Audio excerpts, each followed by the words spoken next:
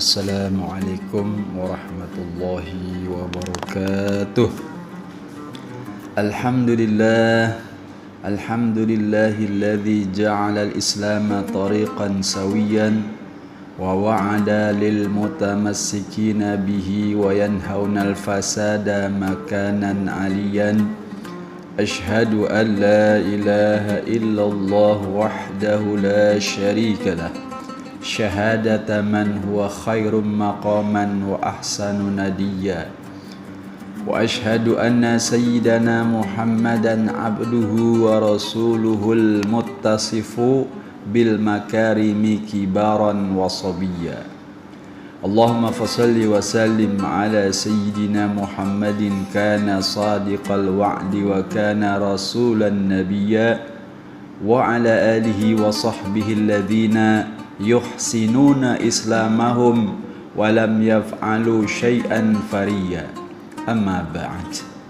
Faya ayyuhal hadirun rahimakumullah, usini nafsi wa iyyakum bittaqwallah faqad fazal muttaqun. Qala Allah ta'ala bismillahirrahmanirrahim. Ya ayyuhalladzina amanu ittaqullaha haqqa tuqatih wa la tamutunna illa wa antum muslimun. Wa qala aidan ya ayyuhalladzina amanu in ja'akum fasiqun binaba'in fatabayyanu an tusibu qauman bijahalatin fatusbihu ala ma fa'altum nadimin. Ma'asyiral muslimin rahimakumullah. Allah Subhanahu wa taala berfirman dalam Quran surah Al-Hujurat ayat 6, memerintahkan kita untuk melakukan tabayyun atau klarifikasi terhadap segala informasi yang kita terima dan tidak mudah terpengaruh yang mengakibatkan musibah bagi diri kita dan orang lain.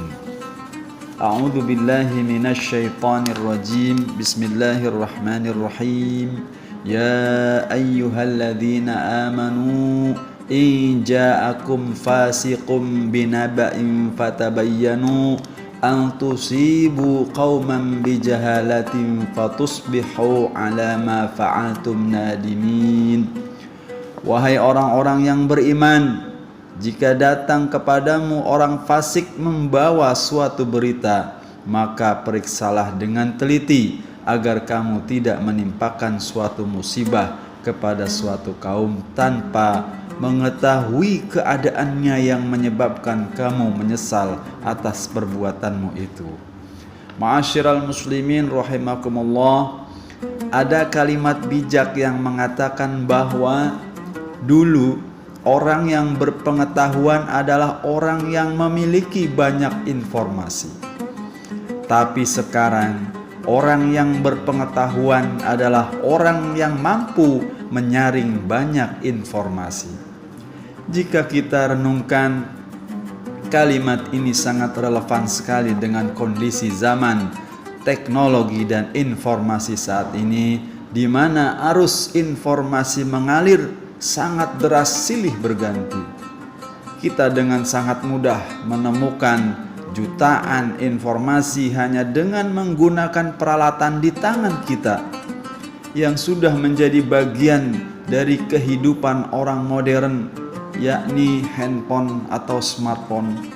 Ditambah lagi dengan kehadiran media sosial seperti Facebook, Instagram, Twitter, WhatsApp, dan sejenisnya, dunia seakan-akan sudah berada dalam genggaman kita.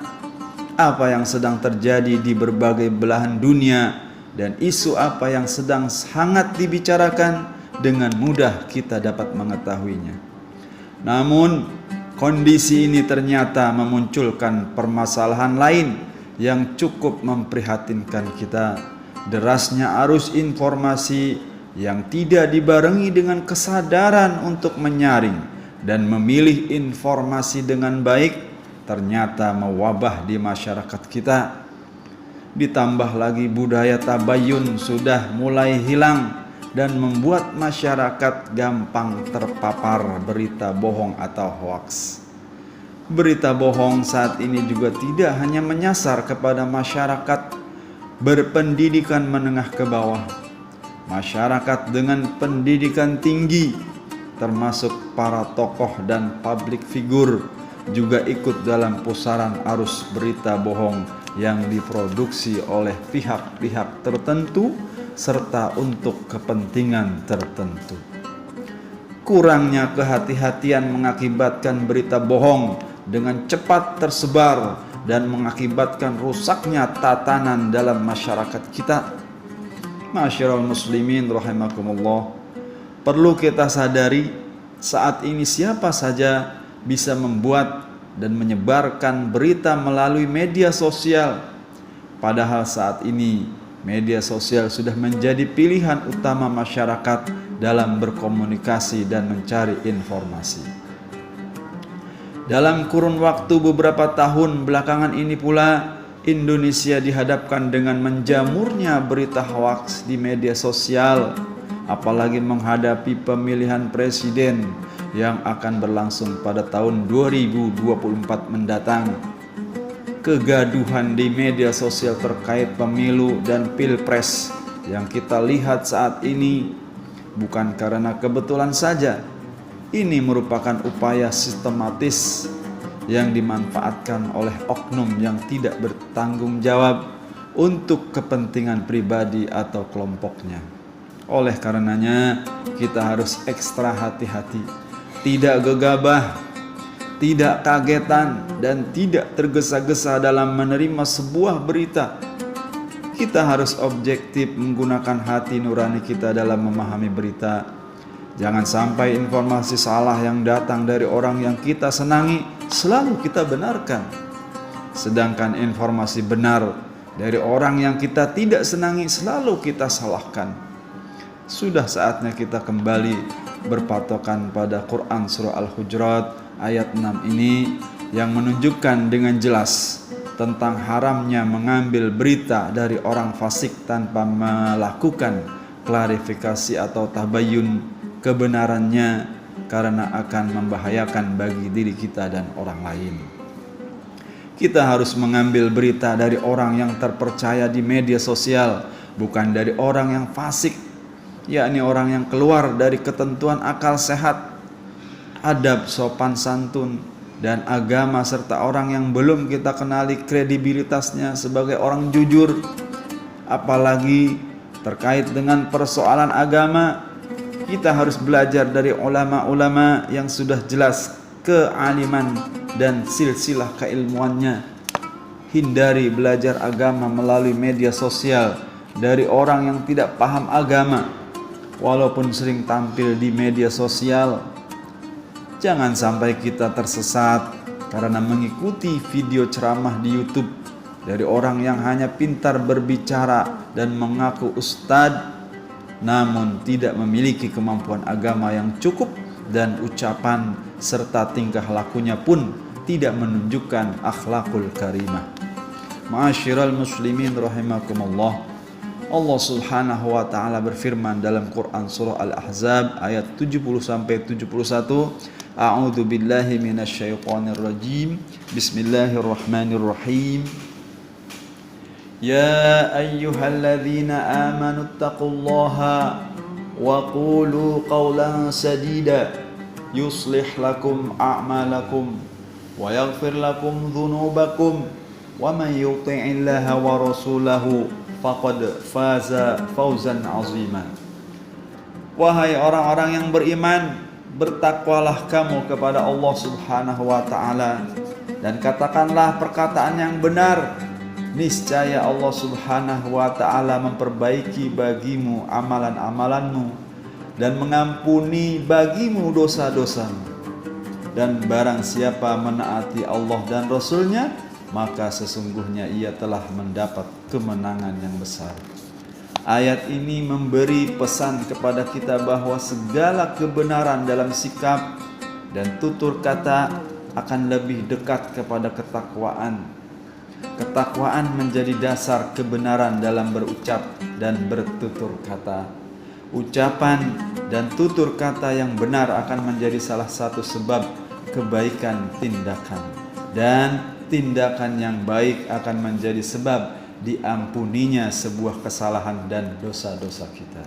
Oleh karenanya marilah kita kedepankan tindakan dan etika yang baik dalam bermedia sosial dengan tidak memperkeruh suasana, semisal melalui komentar-komentar yang kita tidak tahu duduk permasalahannya.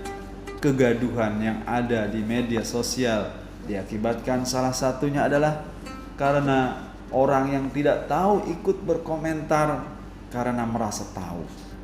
Terlebih terkait masalah agama dan politik, banyak orang yang tiba-tiba anti kritik dan merasa pilihannya yang paling benar, sehingga tak jarang masyarakat saling menghina, mengumpat dan gontok-gontokan di dunia maya untuk kepentingan sementara dan mengorbankan ukhuwah yang harusnya dipertahankan sepanjang masa. Menyikapi kondisi memprihatinkan ini, Majelis Ulama Indonesia telah memberikan rambu-rambunya agar umat Islam tidak terjerumus ke dalam arus berita bohong di media sosial. Hal ini termuat dalam Fatwa MUI nomor 24 tahun 2017 tentang hukum dan pedoman bermuamalah melalui media sosial, yang di dalamnya menegaskan fatwa tentang haramnya menyebar berita hoaks. Dalam fatwa ini dinyatakan bahwa memproduksi, menyebar, dan atau membuat informasi tentang hoaks, ghibah, fitnah, namimah, aib, ujaran kebencian, dan hal-hal lain sejenis hukumnya haram. Oleh karenanya jamaah rahimakumullah, marilah kita lebih selektif lagi dalam menerima berita atau konten di media sosial. Hendaknya kita tidak langsung mempercayai dan membagi-bagikan berita yang belum jelas kebenarannya. Saring sebelum sharing, posting hal-hal penting, jangan yang penting posting. Teliti dan pahami terlebih dahulu, karena jika kita tidak berhati-hati, bisa jadi kita akan menjadi orang yang berdosa dengan menjadi penyebar dosa. Cerdaslah dalam bermedia sosial, dan semoga Allah Subhanahu wa Ta'ala senantiasa membimbing kita ke jalan yang diridhoinya. Amin amin ya rabbal alamin. Barakallahu li wa lakum fil Qur'anil azim wa ja'alani wa iyyakum bima fihi minal ayati wadh-dhikril hakim. Innahu huwal barrut tawwabur raufur rahim. Wa qur rabbighfir warham wa anta arhamur rahimin.